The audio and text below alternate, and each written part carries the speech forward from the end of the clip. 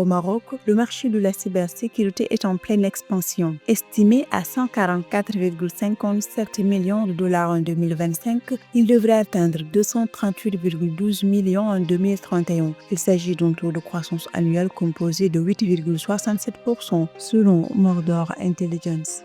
Le président kényan William Ruto a promulgué la loi créant le Fonds national d'infrastructure 2026 doté de 5 000 milliards de shillings, soit 38,5 milliards de dollars. Ce fonds vise à mobiliser des ressources et ambitionne de doubler son capital grâce à l'introduction en bourse de Kenya Pipeline.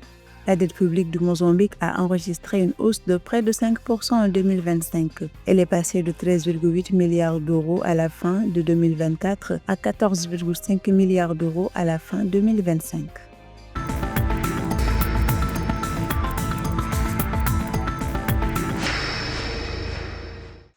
Au Maroc, le marché de la cybersécurité connaît une croissance soutenue portée par le programme Digital Morocco 2030 et la politique Cloud First. Estimé à 144,57 millions de dollars en 2025, il devrait atteindre 238,12 millions en 2031, soit un taux de croissance annuel composé de 8,67% selon Mordor Intelligence. Cette dynamique traduit la volonté du gouvernement et du secteur privé de sécuriser la transformation digitale, notamment la protection des infrastructures critiques et le développement des services cloud.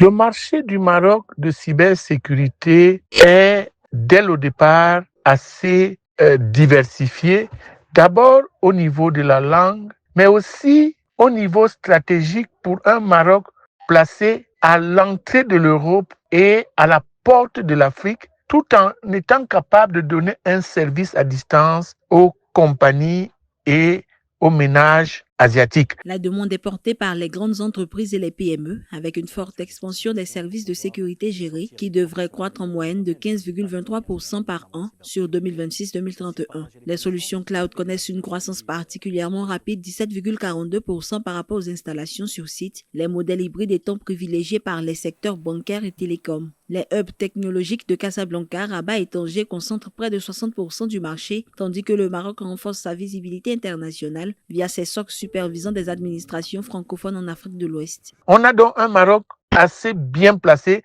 qui peut servir de hub stratégique en cybersécurité.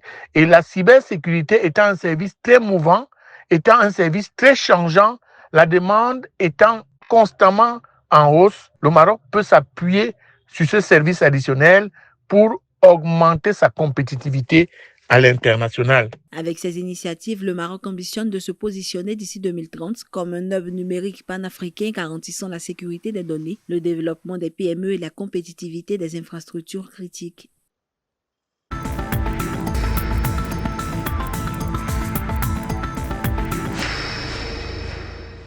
Le Kenya se dote d'un outil majeur pour le financement de ses infrastructures. Le président William Ruto a promulgué la loi sur le Fonds national d'infrastructure 2026 pourvu de 5 000 milliards de shillings, soit 38,5 milliards de dollars. L'objectif est de remplacer le modèle basé sur la dette par une approche axée sur un investissement pour les projets de transport, d'énergie, d'eau, d'irrigation et de connectivité numérique. Le fonds vise également à doubler son capital, notamment via l'introduction en bourse de Kenya Pipeline.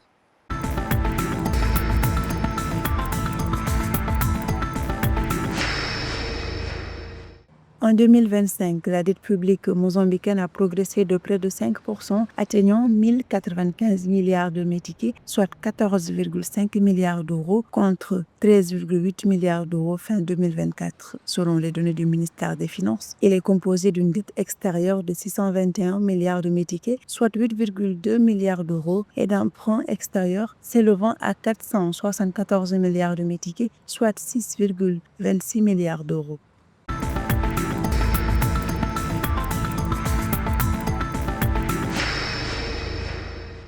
Avec 25,9 milliards de francs CFA investis par les particuliers dans les titres publics au 31 janvier 2026, le Cameroun accuse un net retard par rapport à ses voisins de la zone CEMAC. D'après les chiffres de la BEAC, les souscriptions des particuliers se montrent à plus de 70 milliards de francs CFA au Gabon et au Congo, et culmine à 108 milliards de francs CFA au Tchad. Ce faible niveau d'engagement des particuliers camerounais témoigne de la difficulté du marché camerounais à séduire des petits épargnants.